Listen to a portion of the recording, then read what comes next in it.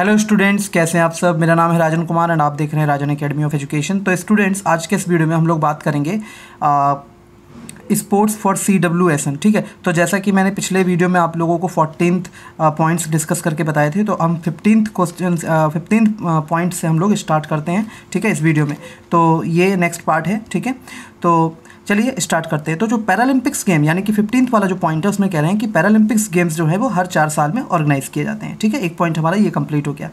Next point 16th में हम देखते हैं कि जो इंटरनेशनल पैरालंपिक्स कमेटी है IPC, ठीक है, इंटरनेशनल पैरालंपिक्स कमेटी, वो ऑर्गेनाइज करती है समर और विंटर पैरालंपिक्स गेम्स को। ठीक है, नेक्स्ट हमारे पास 17th पॉइंट है कि the motto of Paralympics is, यानी कि जो पैरालंपिक्स का मोटो क्या है, तो उस जो मोटो है वो है स्पिरिट इन मोशन। ठीक है, ये आपको याद रखना है। नेक्स्ट हमारे पास जो 18th पॉइंट है उसमें बोल रहे हैं कि जो पैरालंपिक्स मोटो है वो पहली बार फर्स्ट इंट्रोड्यूस्ड इन 2004, यानी कि the Paralympics motto was first introduced in 2004 at the Athens Paralympics, यानी कि एथेंस में जब पैरालंपिक्स हुए थे तो सन 2004 में ये ऑर्गेनाइज हुए थे और तब इस मोटो को पहली बार इंट्रोड्यूस्ड किया गया था। ठीक है, अब हम पॉइंट नंबर 19 देख लेते हैं। प्रीवियस मोटो, यानी कि इससे पहले मोटो क्या था पैरालंपिक्स का, तो इससे पहले जो मोटो था वो था माइंड, बॉडी एंड स्पिरिट, जो कि 1994 में इंट्रोड्यूस हुआ था। ठीक है, उसके बाद 2004 में चेंज होके ये हो गया, क्या हो गया, स्पिरिट इन मोशन। ठीक है, आप लोगों को ये याद रखना है। इसी बीच मैं आप लोगों से एक क्वेश्चन पूछना चाहता हूँ कि स्पेशल एडुकेटर क्या होता है। ठीक है, स्पेशल एडुकेटर किसे कहते हैं, तो आप लोग ये मुझे बताइएगा। ठीक है, नेक्स्ट है the symbol of Paralympics. Paralympics का जो सिंबल होता है वो कैसा होता है। ठीक है, ये आप मुझे होमवर्क में बताएंगे। तो जो भी क्वेश्चंस मैं आप लोगों से पूछ रहा हूँ वो आप लोग मुझे होमवर्क में बताइए। कमेंट सेक्शन में आप मुझे आंसर बता सकते हैं, मुझे व्हाट्सएप भी आप कर सकते हैं। नेक्स्ट हम देख लेते हैं कि the Paralympics flag has a white background with the Paralympic symbol in the centre, यानी कि जो पैरालंपिक्स का फ्लैग है, ठीक है, जो फ्लैग होता है वो वाइट बैकग्राउंड होता है उसका, और पैरालंपिक्स का सिंबल जो है उसके सेंटर में होता है। ठीक है, नेक्स्ट हम पॉइंट डिस्कस करते हैं 22 पॉइंट में क्या कह रहे हैं कि the Paralympics medals are awarded to the 3 sports persons in different events, यानी कि डिफरेंट इवेंट्स में 3 स्पोर्ट्स पर्सनस को अवार्ड दिया जाता है। ठीक है, मेडल्स दिए जाते हैं अवार्ड में। ठीक है, पैरालंपिक्स मेडल्स दिए जाते हैं। फिर है 23rd पॉइंट जो है वो है पैरालंपिक ऑर्डर। एक पैरालंपिक ऑर्डर होता है, इसका मतलब क्या है, the Paralympic order is the highest tribute. ये एक हाईएस्ट ट्रिब्यूट होता है जो एक पर्सन पैरालंपिक से कनेक्टेड है, पैरालंपिक मूवमेंट से कनेक्ट है, वो अचीव कर सकता है, तो वो हाईएस्ट ट्रिब्यूट होता है ये पैरालंपिक ऑर्डर। ठीक है, नेक्स्ट हम बात करते हैं। अच्छा, इस पॉइंट जो 23rd वाला जो पॉइंट है इसको मैं एक बार और डिस्कस करके बता देता हूँ कि जो पैरालंपिक ऑर्डर है ये एक तरीके से एक अवार्ड की तरह है, या हम कह सकते हैं एक अवार्ड की तरह ही है कि पैरालंपिक ऑर्डर जैसे अपने हम कह सकते हैं भारत रत्न दिया जाता है। ठीक है, इसी तरीके से एक हाईएस्ट ट्रिब्यूट है एक पर्सन जो पैरालंपिक मूवमेंट के साथ कनेक्टेड होता है, वो जो सबसे ऊँची जो एक ऑर्डर का मतलब हासिल कर सकता है, तो वो है पैरालंपिक ऑर्डर। ठीक है, पैरालंपिक ऑर्डर जो है वो हाईएस्ट ट्रिब्यूट है। ठीक है, इसके लिए तो अब नेक्स्ट जो पॉइंट है वो है 24th पॉइंट। 24th पॉइंट में देख लेते हैं क्या कह रहे हैं। ठीक है, 24th पॉइंट में कह रहे हैं डीफलिम्पिक्स। अच्छा, डीफलिम्पिक्स क्या होते हैं। Deaflympics is an event in which athletes with hearing impairments participate and compete with each other, यानी कि डीफ मतलब आप जानते हो, ठीक है, कि जब कानों से सुनाई ना देना। ठीक है, तो डीफलिम्पिक्स मतलब ऐसे एथलीट्स होते हैं उसमें पार्टिसिपेट करते हैं जिनको कानों से कम सुनाई देना या कुछ कानों में प्रॉब्लम होना, या तो इसमें क्या है, athletes with hearing impairments participate and compete with each other. ठीक है, यहाँ पे डीफलिम्पिक्स में क्या होता है, एथलीट्स, ठीक है, जो विद हियरिंग इम्पेयरमेंट पार्टिसिपेट करते हैं और कॉम्पिट करते हैं एक दूसरे के साथ में। नेक्स्ट हम बात कर लेते हैं the first Deaflympics games were held in Paris France in 1924। पहले डीफलिम्पिक्स गेम्स जो थे वो कब ऑर्गेनाइज हुए थे, तो ये जो ऑर्गेनाइज हुए थे वो पेरिस में, फ्रांस, ठीक है, फ्रांस में ऑर्गेनाइज हुए थे 1924 में। ठीक है, 1924 में। तो ये 25 तक हो गया हमारा। नेक्स्ट हम लोग देखते हैं।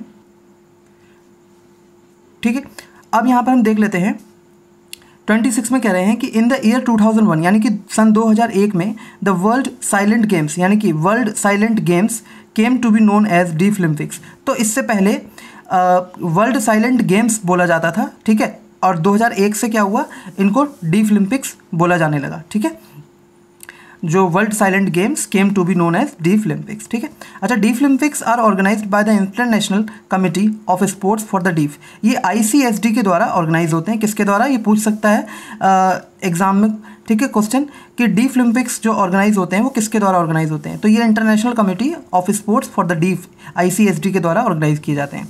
अच्छा, नेक्स्ट हमारे पास जो है वो है only people with hearing disability can become. अच्छा, जो हियरिंग डिसेबल्ड हैं, ठीक है, जो सुनने में जिनको प्रॉब्लम है, ऐसे एथलीट ही इसमें ये जो एथलीट्स होते हैं वो इसके मेंबर्स बन सकते हैं ICSD के। ठीक है, ICSD बोर्ड के, और मतलब एथलीट्स नहीं, यहाँ पे जो बोल रहे हैं कि ओनली पीपल। अच्छा, जो लोग जिनको कुछ हियरिंग डिसेबिलिटी है, ठीक है, तो वो मेंबर बन सकते हैं ICSD बोर्ड के या एग्जीक्यूटिव काउंसिल के। ठीक है, हाँ, एंड एग्जीक्यूटिव काउंसिल के।